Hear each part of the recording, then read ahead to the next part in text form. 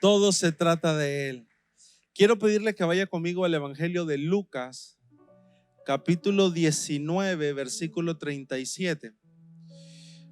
Hoy vamos a salir un poco de la serie que habitualmente tenemos los jueves, porque estamos celebrando toda esta semana. Es una semana de consagración, de celebración, donde cada uno de nosotros podemos hacer muchas cosas.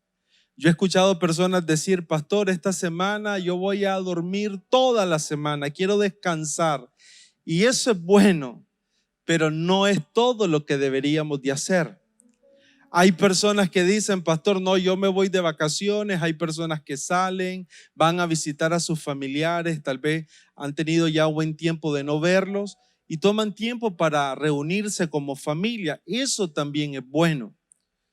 Pero creo que una de las cosas que debe darle significado a todo lo que hacemos en una semana como esta, algunos le llaman la Semana Mayor, Semana Santa, es que debe ser una semana donde reflexionamos, donde meditamos, donde nos consagramos al Señor, donde no pasamos desapercibido todo lo que Dios ha hecho en nuestra vida. Es interesante ver que la historia de la humanidad se cuenta antes de Cristo y después de Cristo. Todo lo que sucedió en la Semana Mayor, todo lo que sucedió en lo que nosotros conocemos como la Semana Santa y lo que conocemos como la Pasión de Cristo, es lo que marcó la historia de la humanidad, pero también marcó nuestra vida. Marca literalmente un antes y un después. Es lo que precisamente Pablo también le decía a los corintios cuando escribe la segunda carta en 2 de Corintios capítulo 5, versículo 16. Pablo dice: de manera que nosotros de aquí en adelante a nadie conocemos según la carne, y aun si a Cristo conocimos según la carne, ya no lo conocemos así. 17. De modo que si alguno está en Cristo, ¿cuántos están en Cristo? Nueva criatura es. Las cosas viejas pasaron, he aquí todas son hechas nuevas. Y tal vez usted diría: pastor, ¿y dónde se dio eso? En el ámbito espiritual, ¿dónde se estableció eso? Se estableció desde el momento que Dios entregó su vida por usted y por mí. Y desde el momento donde nosotros lo recibimos en nuestro corazón y decidimos vivir una vida para Él. Yo quisiera que leyéramos Lucas 19, 37 al 44, porque nos habla precisamente del inicio de la última semana de Jesús acá en la tierra, poco antes de morir. Dice el versículo 37, cuando llegaban ya cerca de la bajada del monte de los olivos, toda la multitud de los discípulos, gozándose, comenzó a alabar a Dios a grandes voces por todas las maravillas que habían visto, diciendo: bendito el Rey que viene en el nombre del Señor, paz en el cielo y gloria en las alturas. Entonces algunos de los fariseos de entre la multitud le dijeron: Maestro, reprende a tus discípulos. Él respondiendo les dijo: os digo que si estos callaran, las piedras clamarían. Y cuando llegó cerca de la ciudad, al verla, lloró sobre ella, diciendo: oh, si también tú conocieses, a lo menos en este tu día, lo que es para tu paz, mas ahora está encubierto de tus ojos. Porque vendrán días sobre ti cuando tus enemigos te rodearán con vallado y te sitiarán, y por todas partes te estrecharán, y te derribarán a tierra, y a tus hijos dentro de ti, y no dejarán en ti piedra sobre piedra, por cuanto no conociste el tiempo de tu visitación. Cuando nosotros leemos estos versículos de Lucas 19, básicamente están marcando la última semana de Jesús, la última semana que tiene que ver con la última parte de su ministerio terrenal. Jesús está llegando a Jerusalén en un tiempo muy especial porque era el tiempo donde ellos celebraban la Pascua. La Pascua era la celebración judía de la liberación del pueblo de Israel de Egipto. Y cuando Jesús hace su entrada a Jerusalén, nosotros podemos ver a todo el pueblo recibirlo con regocijo, declarar gloria al Rey, levantar sus manos y hacer toda una celebración por la llegada de Jesús a Jerusalén. Estos versículos marcan básicamente los últimos momentos de Jesús en la tierra. Marcan el inicio de lo que iba a ser posteriormente la pasión de Cristo. Todo el momento de mayor estrechez de Jesús, el momento de mayor estrés que comienza cuando ora en el Getsemaní, que pasa por todo el proceso de entrega que hace Judas, el arresto de Jesús, hasta terminar en lo que nosotros conocemos como la crucifixión de Cristo. La entrada de Jesús a Jerusalén era algo que ya había sido marcado aún desde el Antiguo Testamento. Grita de júbilo, hija de Jerusalén. Mira que tu rey viene hacia ti. Él es justo y victorioso. Es humilde y está montado sobre un asno, sobre la cría de un asna. Era una palabra, era una entrada triunfal que aún desde el Antiguo Testamento estaba profetizada. Pero yo quisiera que esta noche pudiéramos prestar atención a la reacción de Jesús ante lo que está pasando en ese preciso momento. Y quisiera que le prestáramos atención a lo que dice el versículo 41. Porque cuando Jesús llegó cerca de la ciudad, Lucas 19:41 dice, al verla, lloró sobre ella. Cuando nosotros vemos los momentos donde Jesús llora, básicamente vamos a encontrar tres momentos en la palabra. Primero, cuando Lázaro muere, Jesús llega posterior a su muerte, encuentra a Marta y a María y ante la incredulidad de ellas y del pueblo, dice la Escritura que Jesús lloró. Pero la segunda oportunidad donde nosotros vemos que Jesús llora ante todo lo que estaba pasando es cuando Jesús llega a Jerusalén en esta última semana. Y el versículo 42 dice, oh, si también tú conocieses. El llanto de Jesús, el lloro de Jesús estaba vinculado a que él estaba viendo una reacción del pueblo, pero que era una reacción del pueblo que no estaba siendo fundamentada en lo que dice el versículo 42. Si tan solo conocieses este momento que estás viviendo, la fuente de tu paz que se concentraba en él, hoy mismo hubiera sido un momento de salvación y de gran victoria. Y cuando yo leía esto, era una expresión que me dejó meditando mucho, porque todo lo que estaba pasando, Jesús lo aterriza a una palabra tan importante como es verdaderamente conocer. No se trataba solamente de una práctica religiosa, no se trataba solamente de hacer algo por la costumbre. Muchas de las multitudes seguían a Jesús por los milagros que hacía, por las sanidades que hacía, por la manera en cómo alimentaba a las multitudes, por la manera en cómo Jesús a lo largo de su ministerio terrenal suplió muchas necesidades. Pero la reflexión de Jesús para el pueblo fue esta: qué importante es que tuvieran ellos comprensión, entendimiento de lo que verdaderamente estaba pasando. Porque ese mismo pueblo que lo alababa, ese mismo pueblo que lo glorificaba, fue el mismo pueblo que tiempo después prefirió a Barrabás en vez de a Jesús. Ese mismo pueblo que le dio apertura a su entrada triunfal fue el mismo pueblo que posteriormente lo crucificó. Y ahí es donde vienen algunas de las preguntas que nosotros necesitamos hoy hacernos y meditar un poco en ellas, porque cuando pensamos en un tiempo como este, necesitamos meditar.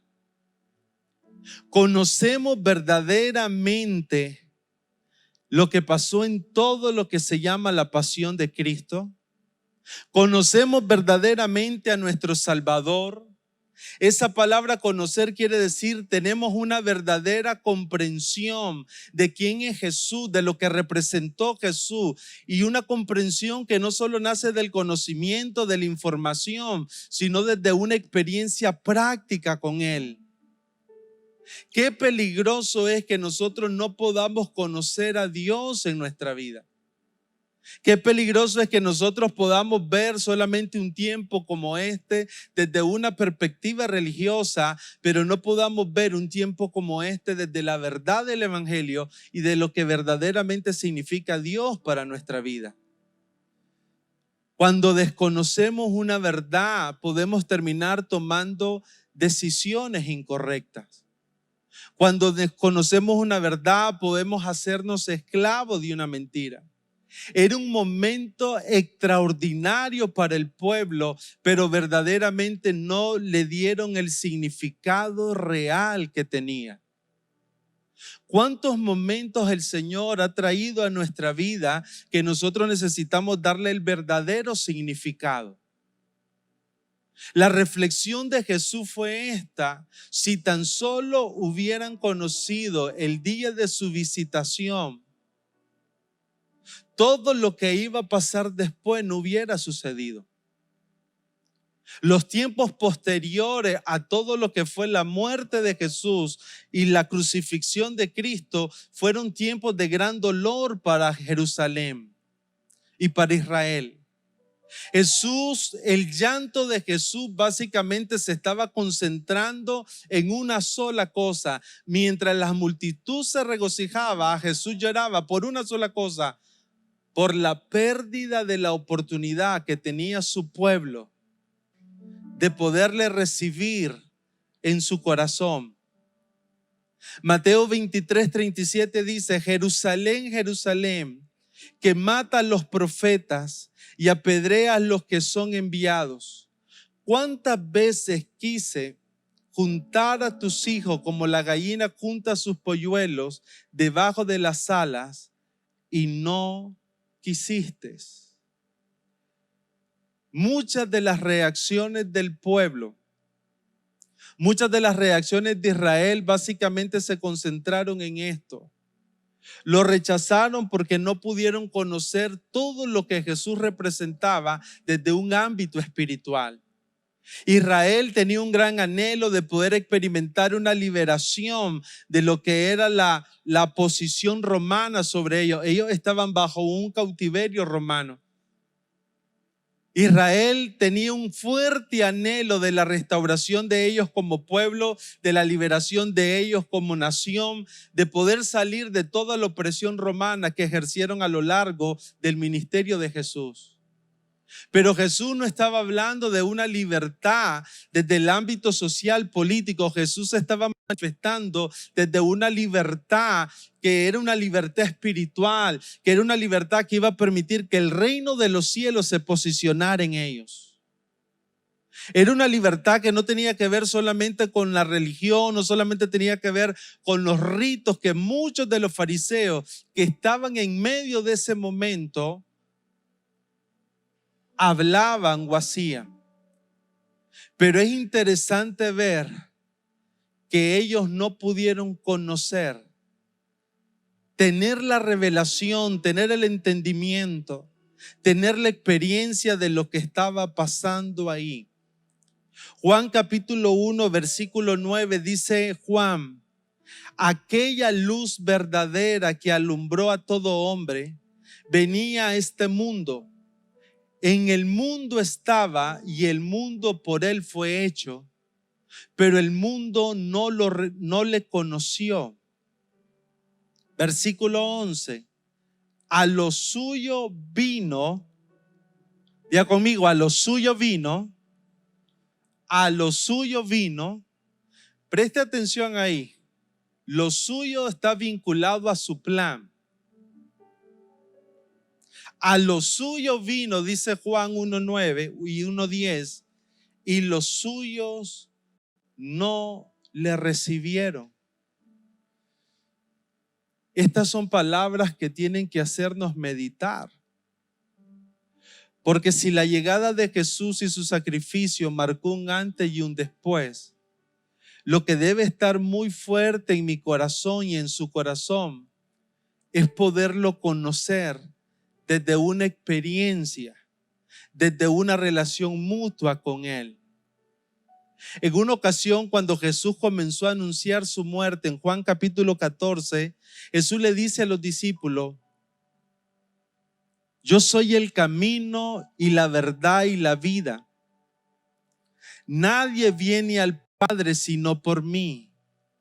Si me conocieseis, también a mi Padre conoceríais. Y desde ahora le conocéis y le habéis visto.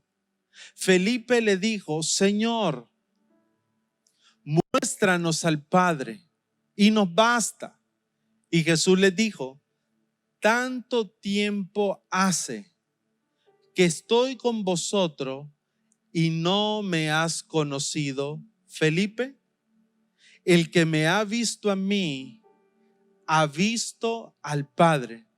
¿Cómo pues dices tú, muéstranos al Padre?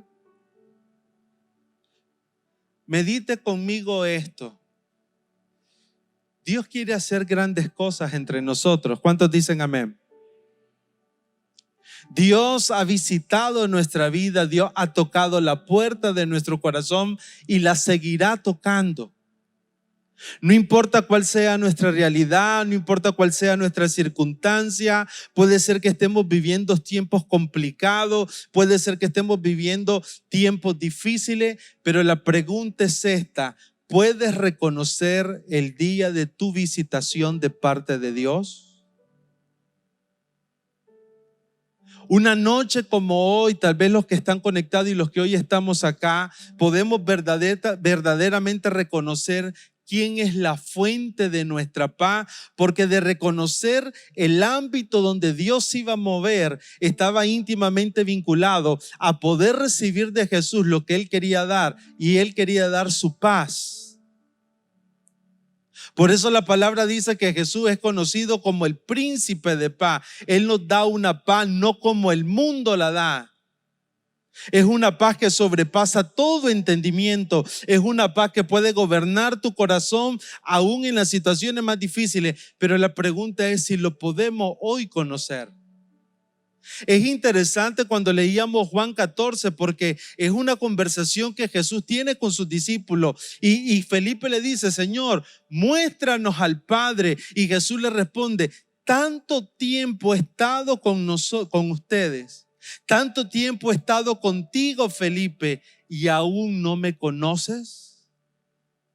¿Sabe qué meditación hago esto de hoy? De que nosotros podemos tener tiempo con el Señor, nosotros podemos estar de repente en la iglesia, de repente hacer cosas para Dios, pero no necesariamente conocer al Dios de las Escrituras, no necesariamente conocerlo a Él. Jesús les dice: si tan solo me hubieran conocido, ustedes entenderían cuál es la fuente de su paz que hoy todos necesitan. Los tiempos que vivimos son tiempos bien difíciles. Los tiempos que vivimos son tiempos bien adversos, donde verdaderamente necesitamos poder experimentar esa paz de Dios. Conocer a Dios nos va a llevar a conocer esa fuente de paz, pero cuando nosotros no logramos tener una revelación de quién es Dios, nosotros tratamos de encontrar esa paz en los lugares equivocados. Tratamos de encontrar esa paz en los recursos que podamos tener. Tratamos de encontrar esa paz en el dinero que podamos tener, en las posiciones que podamos tener. Pero la verdad que nos dice la Escritura es que Él es la fuente de toda paz. Juan 14, 27 dice: la paz os dejo, mi paz os doy. Yo no os la doy como el mundo la da. Diga conmigo: no se turbe mi corazón, ni tendré miedo. Porque cuando verdaderamente conocemos a Dios, y entendemos el día de su visitación. Esa palabra visitación quiere decir el acto divino de Dios para bendecir la vida de alguien. Lo que Jesús básicamente estaba diciendo, si ustedes pudieran reconocer que he llegado para bendecir su vida, he llegado para darle salvación. Si ustedes pudieran reconocer hoy que yo soy la fuente de toda bendición,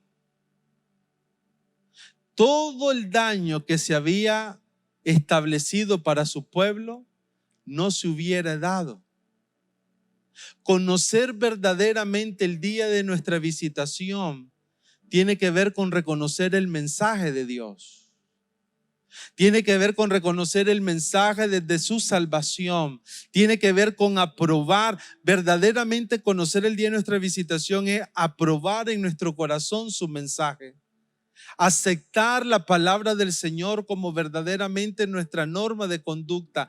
Poder ser guiados por la instrucción de Dios de tal manera que podamos alcanzar todo lo que Dios ha preparado. Usted sabe que lo delicado de todo esto es que muchas veces personas van a ver pasar toda esta semana y no van a poder ver ni reconocer lo que verdaderamente Dios hizo a través de la cruz. Yo quisiera que usted pudiera ver esto, hermanos, porque de esto va a depender nuestra vida. Y nuestra vida espiritual en la vida de cada uno de nosotros. Entonces, cuando yo meditaba en esto, mi reflexión era esta: podemos hacer muchas cosas una semana como esta, pero la acción más importante en nuestra vida es que nosotros nos podamos concentrar solamente en Él. Que nosotros podamos hacer, como dice Hebreos capítulo 12, podamos correr la carrera de nuestra vida. Podamos correr la carrera con paciencia, poniendo nuestros ojos en Jesús, el autor y consumador de nuestra fe, el cual por el gozo puesto delante de él, todo lo que Jesús vivió en la cruz, todo lo duro que vivió, toda su pasión, todo lo que fue el azote romano, todo lo que fue el encarcelamiento, todo lo que fue la burla, la traición de su pueblo, el rechazo de su pueblo, dice que lo tomó por el gozo que estaba por delante. Dice, el cual por el gozo puesto delante de él sufrió la cruz, menospreciando el oprobio, y se sentó a la diestra del trono de Dios. Considera a aquel que sufrió tal contradicción de pecadores contra sí mismo, para que vuestro ánimo, como dice, para que nuestro ánimo no se canse hasta desmayar. Considerad todo lo que Jesús hizo para que vuestro ánimo no se canse. Y sabe, cuando uno piensa en esto, yo lo centro en lo que dice el versículo 2. Todo lo que Jesús hizo tenía un propósito, tenía un plan. Era el gozo que estaba por delante. Sabe, el pueblo no lo pudo reconocer. El pueblo solo quería una respuesta inmediata, solamente quería una necesidad resuelta de forma inmediata, y eso hizo que el pueblo no pudiera reconocer lo que Dios estaba preparando para darles. Pero yo creo que una noche como hoy, cada uno de nosotros podemos poner nuestra mirada en el Señor y poder saber que todo lo que Dios hizo marca hoy nuestra vida, pero también marcará nuestra vida de aquí en adelante. Amén. Cierre sus ojos ahí.